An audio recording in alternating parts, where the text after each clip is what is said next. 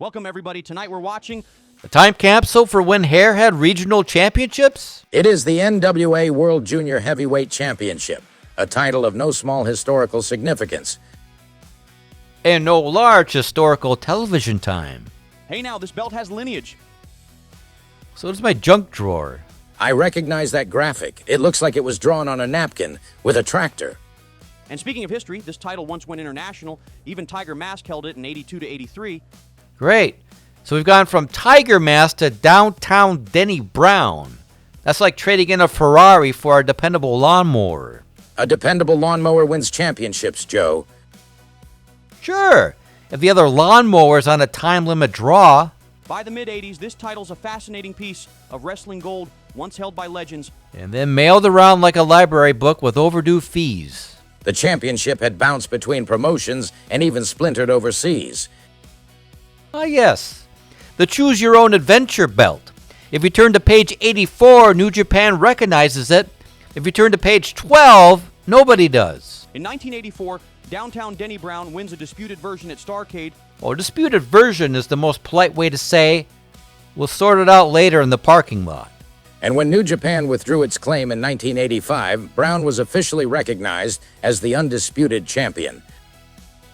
That's right. International diplomacy solved by someone finally shrugging and going, fine, you keep it. Under Jim Crockett Promotions in 1986, though, it's a niche attraction, often defended in opening matches. The belt says world, the booking says warm up. Still, to the smaller wrestlers, it meant everything. Like being prom king at a bowling alley. It's still a crown. Denny Brown's journey to the title was as unlikely as a mullet at a banker's convention. Sir, this is 1986. The mullet has a corner office. Brown was an Army veteran, Florida native, and an undersized grappler who paid his dues as a television enhancement talent. Translation, he got powerbombed so often his paycheck was a hospital bracelet. Everything changed in November 1984. He faces his friend Mike Davis in what Brown calls the match of a lifetime. My match of a lifetime was against a vending machine that stole my quarter. I lost, but I learned. He called winning the title the high point of his life, especially after being told he was too small for the business. Wrestling. The only job where too small means not built like a refrigerator with feelings. Proving the doubters wrong became part of his identity. He kept humble, level-headed, And incredibly brave considering he's about to wrestle a man named Mr. Elecricity in an outdoor stadium. Over the next few years, Brown became a stalwart, feuding with technicians like Nelson Royal, the Royal Brothers. Royal Brothers? No actual royalty, but plenty of actual robe-related misunderstandings. I masked Hector Guerrero in full laser tag mode. And notably Steve Regal. Oh, good. Our villain has arrived. A man who looks like he sleeps inside a fog machine. Brown wasn't flashy. He was fundamentals first. Yeah, the human equivalent of being carpeting. Durable, dependable, impossible to hate unless you're allergic to chinlocks. Colleagues called him underrated. Manny Fernandez said Brown was so great on the undercard he could pick his nose in the main event and people would go crazy. That's a ringing endorsement, a deeply upsetting visual. The point is, Denny could warm up a crowd like a pro. And tonight he'll try to warm up a crowd and a man who claims to be a household appliance. And entering the picture now, Steve Regal, 1986, a man on the move in more ways than one. Mostly moving from territory to territory like a wrestling Uber. Not to be confused with the later William Regal, this is Steve Regal, nicknamed Mr. Electricity. Because Mr. Static Shock was already taken by his hair. He had a flamboyant, cocky persona and that unmistakable shock of blonde hair. That haircut just violated 3 fire codes. A mullet that suggested both business and poor decisions. He looks like the lead singer of an 80s hair band teaming with a Tesla coil. Somewhere Bon Jovi just felt threatened and doesn't know why. Regal built a solid reputation across multiple territories. In the early 80s, he ruled the Pacific Northwest. Yeah, where wrestling feuds are settled by chops, rain, and passive-aggressive glares. He even toured all Japan, facing competitors like Kuniaki Kobayashi and a young Mitsuharu Misawa. Imagine telling Misawa, one day you'll be legendary. Tonight, you're wrestling this guy. Regal was testing himself against elite competition. And testing how much hairspray international customs would allow. His biggest fame came in the AWA. Yes, where belts changed hands like garage sale items. In 1984, Regal captured the AWA World Light Heavyweight Championship. And in 1985, he shocked the wrestling world by teaming with gorgeous Jimmy Garvin. A man whose name alone violates humility laws. With some Freebird interference to defeat the Road Warriors for the AWA Tag Team titles. The Road Warriors. That's like knocking out a bear using glitter and cheating. By early 1986, Regal left the AWA. Departing with his arrogance intact and everyone else in someone else's locker. 1986 was a whirlwind. Regal spent the spring in World-Class Championship Wrestling. A brief stop in Texas where feuds are hotter and the punches are somehow louder. He even wrestled at the Parade of Champions for the Texas Heavyweight title. Because nothing says junior heavyweight like chasing a Texas heavyweight belt. Aim high, bleach higher. Soon after, Regal jumped to Jim Crockett Promotions, eyeing Denny Brown's crown. The NWA later remembered Regal as flashy and charismatic. Code for, you notice him immediately and regret it slowly. Regal arrived in Crockett territory with considerable buzz. Yes, and most of that buzz came from his entrance jacket. He was a fresh face to the Carolinas, but hardly a rookie. Like a transfer student who immediately tells you how things were done back home. Taller, more muscular than Brown, with a swagger to match. You know, he walks like his theme music never stops. Brown, by contrast, is all business. No frills, just the title belt around his waist and determination on his face. Brown indeed looks focused, perhaps a bit undersized next to Regal, but he raises the belt to a nice cheer from the crowd. Earl Hebner is the referee, holding the championship overhead to signify it's on the line. Fun fact, that belt has spent more time around Denny's waist than Ric Flair spends in front of a mirror. And that's saying something. Whoa! Regal with a sudden power slam straight out of the gate. He is plugged in tonight.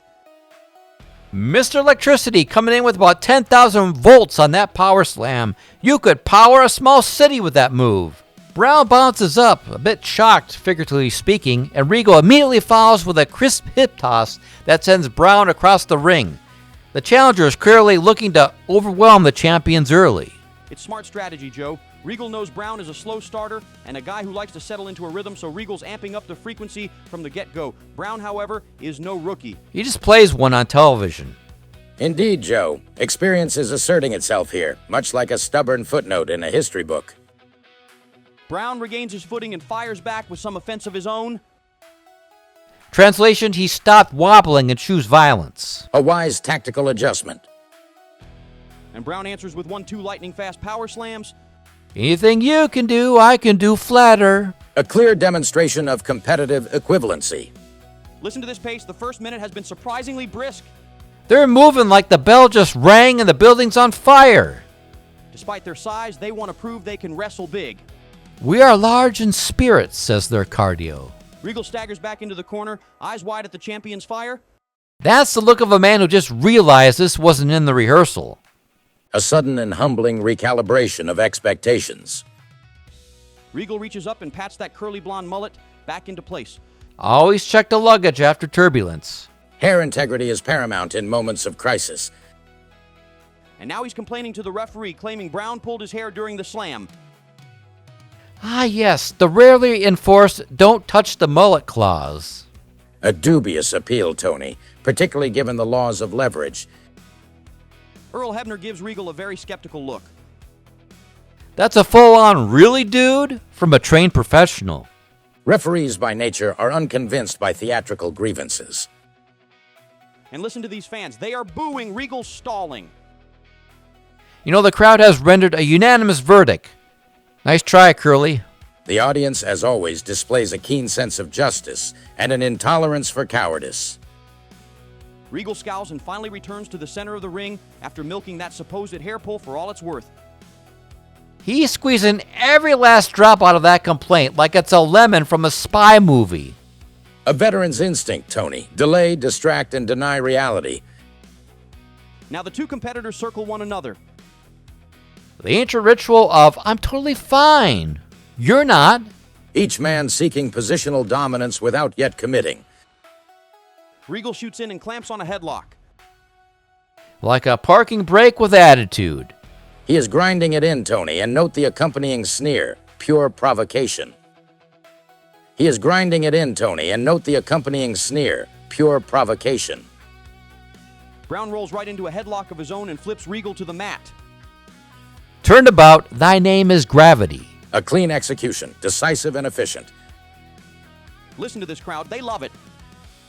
Nothing warms the heart like a braggart being gently but firmly outclassed. Indeed, Tony. The audience appreciates skill and poetic justice. Textbook headlock and Regal's shoulders are down. Hebner counts 1, 2. Regal gets that shoulder up. You can actually win with a headlock if the opponent isn't careful.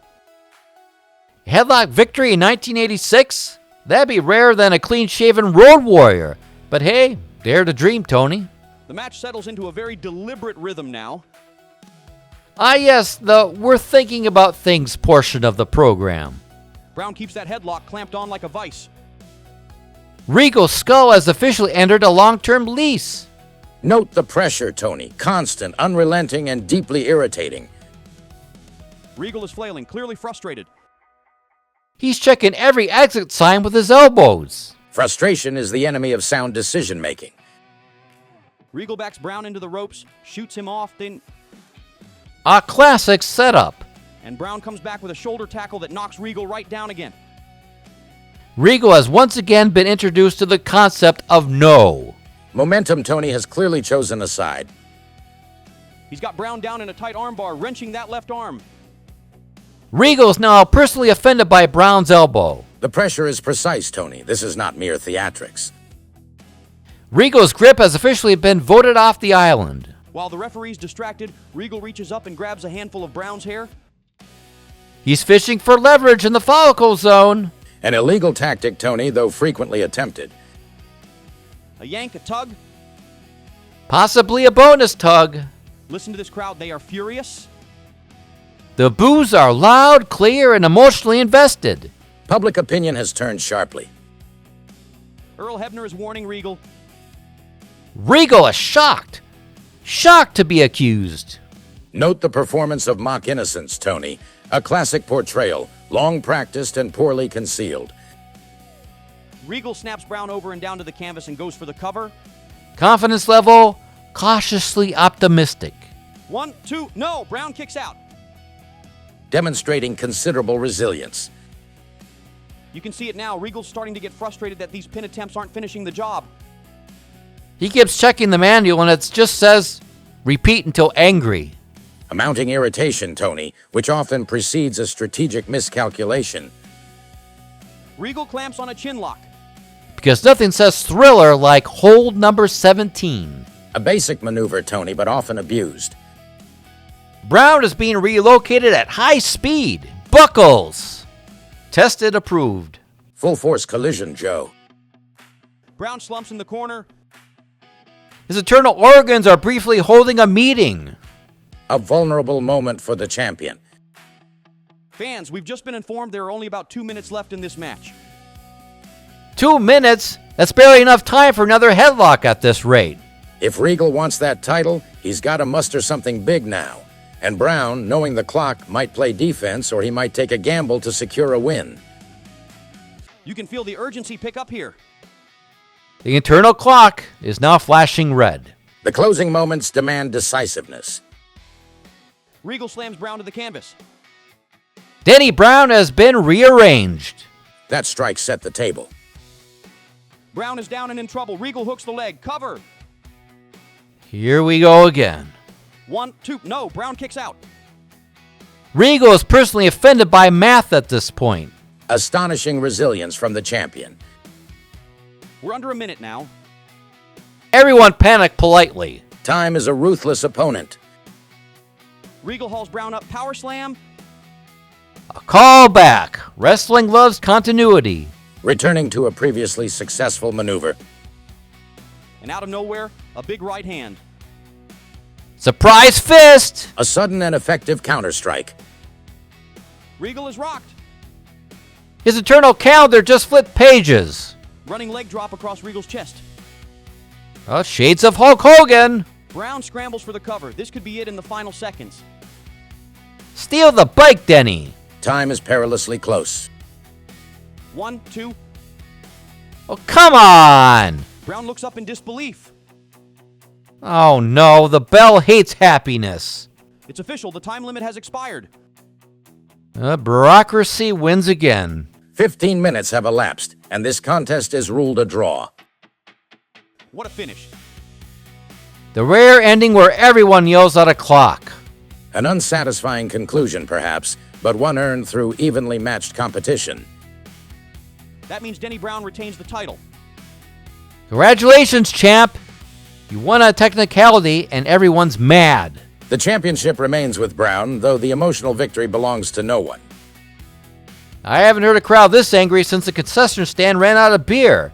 They're as disappointed as I am that we sat through all those headlocks for a draw. Oh, come on, Regal is not done yet. Because why leave when you can make everyone angrier? Poor sportsmanship, Tony, now entering its encore performance. Regal snatches the championship belt right out of the referee's hands. Finders keepers, apparently. An unauthorized transfer of property. Listen to these boos, they are getting louder. The crowd has reached DEFCON 1, popcorn throwing consideration phase. The audience's displeasure is both audible and justified. Regal is standing in the ring, holding Brown's title belt over his head. He's posing like he just solved wrestling. A flagrant act of provocation. This man is celebrating a draw like it's a parade. Well, folks, as a wrestling match that was something, the champion retains via draw, and the fans are not pleased. I can't blame them. You never want to see a time limit draw kick off a big event.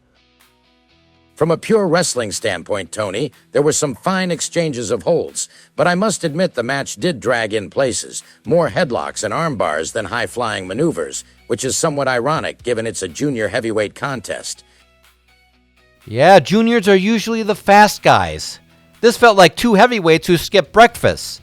Don't get me wrong, the technique was solid, but at one point I was checking my pulse to make sure I hadn't dozed off during this mid-match chinlock. I'll give credit where it's due. Denny Brown's fundamentals were sharp, and Steve Regal certainly played his heel role to the hilt. The crowd despised him by the end. Regal's tactics, like stalling and cheating, were classic villain moves of the era, and they worked to get the audience riled up. True, the ring psychology made sense. Regal knew he might out-wrestle Brown straight up, so he mucked up the works, stalled for time, and tried to steal it at the end. It's just that, as entertainment, it was a bit like watching a movie with too many slow dialogue scenes and not enough car chases. From a storytelling perspective, this match really did its job. Narrative intent, Tony, is clearly evident. Execution, however, is another matter. Regal came across as a conniving, dangerous threat. The kind who reads the rulebook strictly to find the loopholes. And Brown looked like a resilient fighting champion. He absorbed punishment like it was part of the benefits package. Fortitude was his defining characteristic this evening. Brown flashed some exciting offense too, especially that top rope crossbody. A move so shocking it briefly interrupted my snacking. Regal showed he could wrestle technically. But why bother when cheating is right there? Skill was present, though frequently abandoned in favor of expediency. In a way, though, the non-finish accomplished its goal. Ah, yes. The goal of making everyone upset equally. Brown keeps the title without making Regal look weak. Which is wrestling's version of a polite stalemate. But as a standalone match, It kind of ends with a shrug. The absence of payoff is notable, Tony. it left a lot to be desired in terms of satisfaction. I mean, the story was good. The ending was a clock yelling, "No!" Tune in next time, folks. Same wrestlers, hopefully fewer stopwatches.